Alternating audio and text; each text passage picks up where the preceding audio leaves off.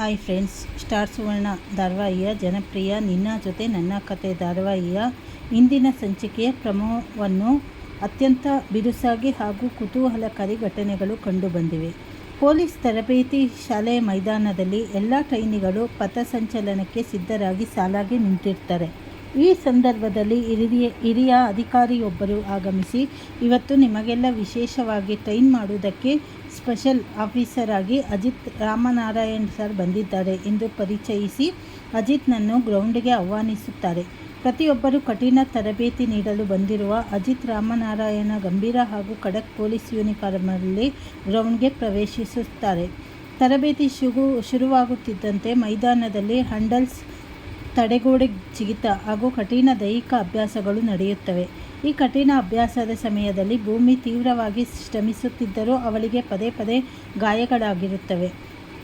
ಇದನ್ನು ಗಮನಿಸುವ ಅಜಿತ್ ಭೂಮಿಯ ಬಳಿ ಬಂದು ಅತ್ಯಂತ ಗಂಭೀರ ಹಾಗೂ ಕೋಪದ ಧ್ವನಿಯಲ್ಲಿ, ಕಾಲು ಆಲ್ರೆಡಿ ಏಟಾಗಿದೆ, ಈಗ ಕೈ ಏಟು ಮಾಡಿಕೊಂಡಿದ್ದೀಯಾ, ಹೀಗೆಯೇ ಹೋದರೆ ನಾಳೆ ತಲೆಗೆ ಏಟು ಮಾಡಿಕೊಳ್ತೀಯಾ, ಹೀಗೆ ಪ್ರತಿಯೊಂದು ಹಂತದಲ್ಲೂ ಗಾಯ ಮಾಡಿಕೊಳ್ಳುತ್ತಿದ್ದರೆ ನೀನು ಕಾನಿಸ್ಟೇಬಲ್ ಯಾವಾಗ ಆಗೋದು ಎಂದು ಸಾರ್ವಜನಿಕವಾಗಿ ಖಡಕ್ಕಾಗಿ ತರಾಟೆಗೆ ತೆಗೆದುಕೊಳ್ತಾನೆ. ಅಜಿತ್ನ ಈ ಗದರಿಕೆ ಹಾಗೂ ತೀಕ್ಷ್ಣ ಮಾತುಗಳಿಂದ ಭೂಮಿಗೆ ತೀವ್ರ ಮುಜುಗರ ಹಾಗೂ ಮನಸ್ಸಿಗೆ ನೋವಾಗುತ್ತದೆ. ನಂತರ ಆಫೀಸ್ ಕಟ್ಟಡದ ಬಳಿ ಅಜಿತ್ ಸಿಕ್ಕಾಗ ಭೂಮಿ ಧೈರ್ಯ ಮಾಡಿ ಅವನ ಬಳಿ ಬಂದು ಪ್ರಶ್ನಿಸುತ್ತಾಳೆ. ನನ್ನೊಬ್ಬಳನ್ನೇ ನೀವು ಯಾಕೆ ಹೀಗೆ ಗುರಿಯಾಗಿಸಿ ಬೈತಾ ಇದ್ದೀರಾ ಸರ್ ಎಂದು ಬೇಸರದಿಂದ ಕೇಳ್ತಾಳೆ.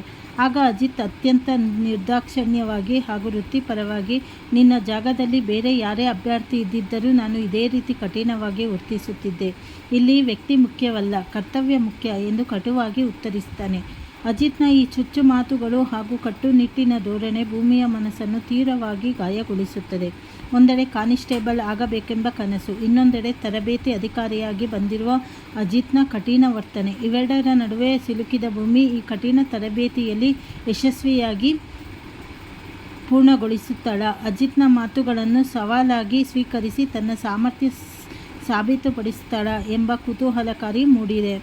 ಮತ್ತು ಮುಂದಿನ ಸಂಚಿಕೆಗಳಲ್ಲಿ ಏನೇನೋ ಆಗತ್ತೆ ಅಂತ ಹೇಳಿ ಮುಂದೆ ತಿಳಿದುಕೊಳ್ಳೋಣ. ಹಾಗೆ ಭೂಮಿಗೆ ಇನ್ನೆಂಥ ಕಷ್ಟಕರವಾದ ಟಾಸ್ಕ್ಗಳು ಬರ್ಬೋದು, ಭೂಮಿ ಅದನ್ನೆಲ್ಲ ಪಾರ್ ಮಾಡಿ ಹೇಗೆ ಕಾನಿಸ್ಟೇಬಲ್ ಆಗ್ತಾಳೆ ಅಂತ ಹೇಳಿ ಮುಂದೆ ತಿಳಿದುಕೊಳ್ಳೋಣ. ಹಾಗೆ ಅಜಿತ್ ಅಷ್ಟೇ ಭೂಮಿಗೆ ಹೇಗೆ ತಯಾರು ಮಾಡ್ತಾನೆ ಟ್ರೈನಿಂಗ್ನಲ್ಲಿ ಅನ್ನೋದು ಮುಂದೆ ಗೊತ್ತಾಗುತ್ತದೆ. ಹೊಸದಾಗಿ ಯಾರ್ಯಾರು ಚಾನೆಲ್ ನೋಡ್ತಾ ಇದ್ದೀರಾ ಚಾನೆಲನ್ನು ಸಬ್ಸ್ಕ್ರೈಬ್ ಮಾಡ್ಕೊಳ್ಳಿ. ಫಸ್ಟಿಂದ ಲಾಸ್ಟ್ವರೆಗೂ ವಿಡಿಯೋ ನೋಡಿ ಸ್ಕಿಪ್ ಮಾಡಬೇಡಿ ಮಧ್ಯೆ ಎಲ್ಲೋ. ಹಾಗೆ ಲೈಕ್ ಮಾಡಿ, ಶೇರ್ ಮಾಡಿ. Thank you very much support ಮಾಡಿ.